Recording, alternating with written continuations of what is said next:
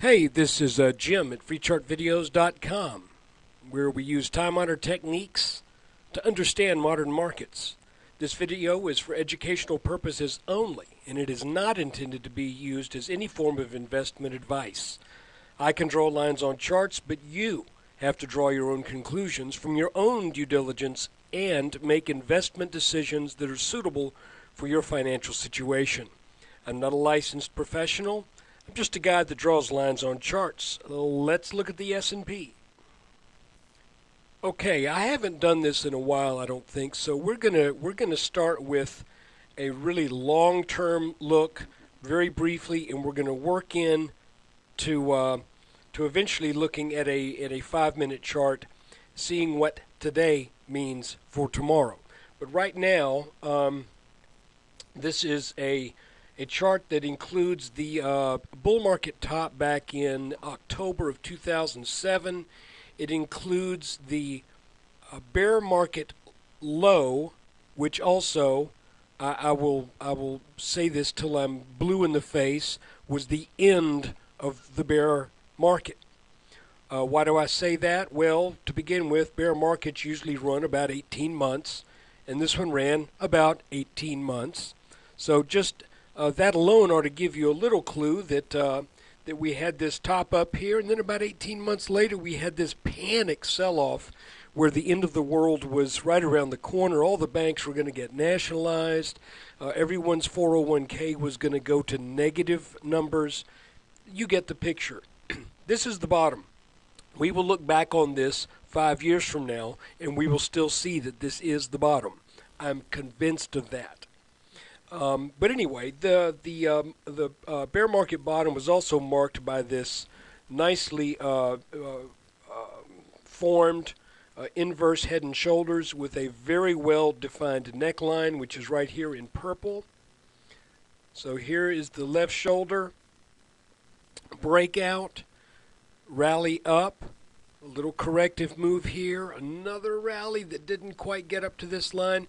Then we entered this area where the bears thought it was now the end of the world. The real end of the world was going to happen. This was a dress rehearsal. This is the real end of the world right here. S&P is going to go to 480. You know the drill.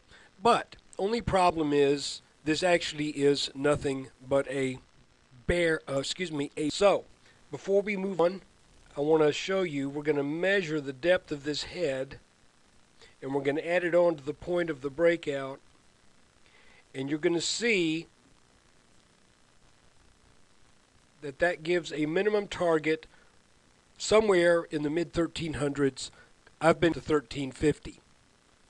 So this pattern, way back when it broke out in July of 2009, 2 days after that breakout, a good chart reader could have said the S&P is going to go to 1340 to 1350. And believe it or not, I said just that. Unfortunately, I didn't have my website, but I was saying it on the FAS board, FAS, not Z, FAS, the 3X ETF for banks and financials.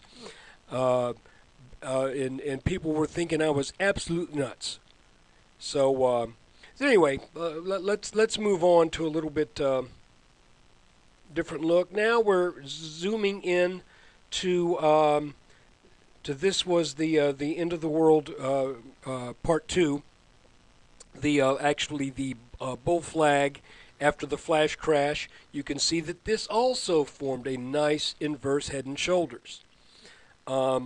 And once that broke out, once it got over 1123 and change, I believe it was, a good technician could have said, hey, you know, we're going to 1240, 1250 minimum. And if you'll go back and listen to some of my videos, I've actually got it on record here, though I didn't start posting until I think the first or second week of October. I said we're going to 1240, 1250 minimum. And we did. But we've kept on going. So let's look now at a 1-hour chart, and I will show you that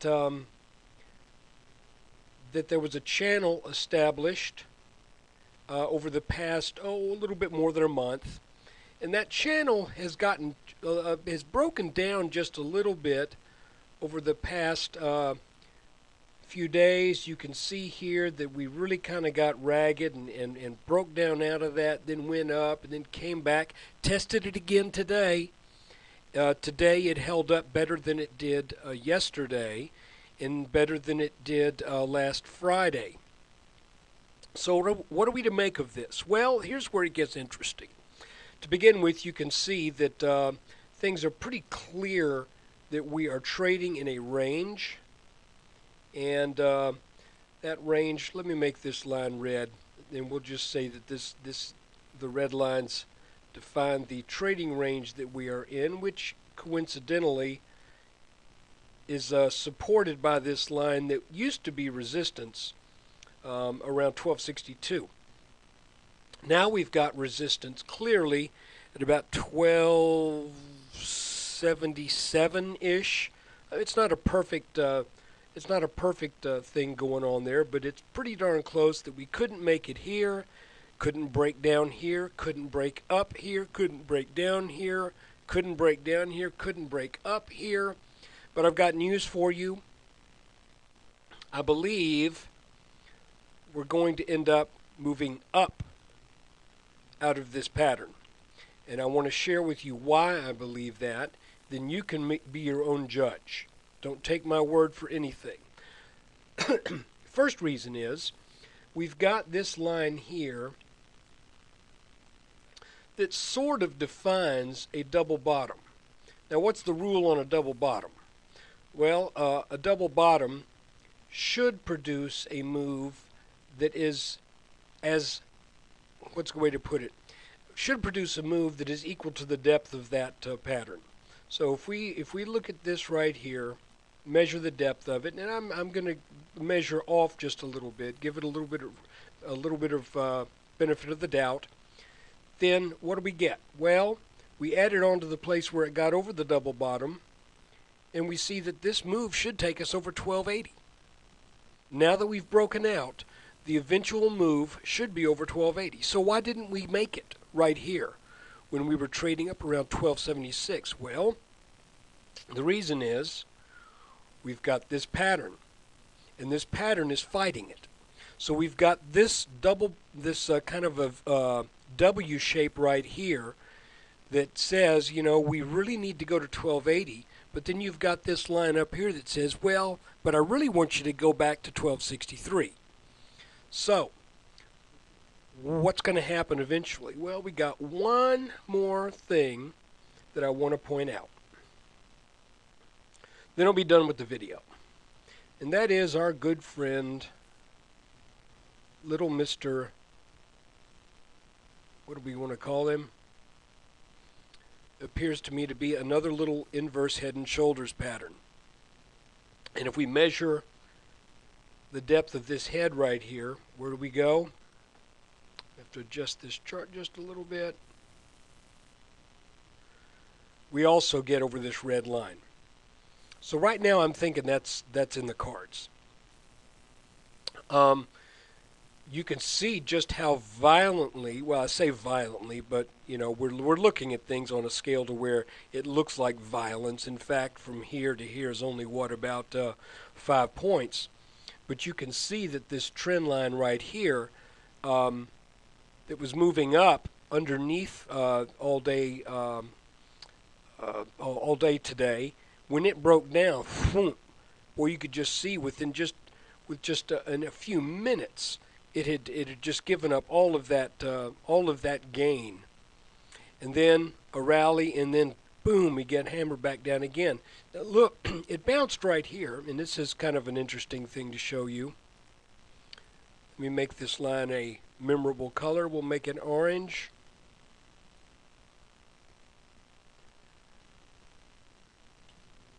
I don't know exactly why I decided to do this, but I took this top right here and also the high from yesterday, and I said, you know, it's interesting how that bounced there, but that also is about where the bottom of the channel was as well. So I don't want to get too carried away with drawing these lines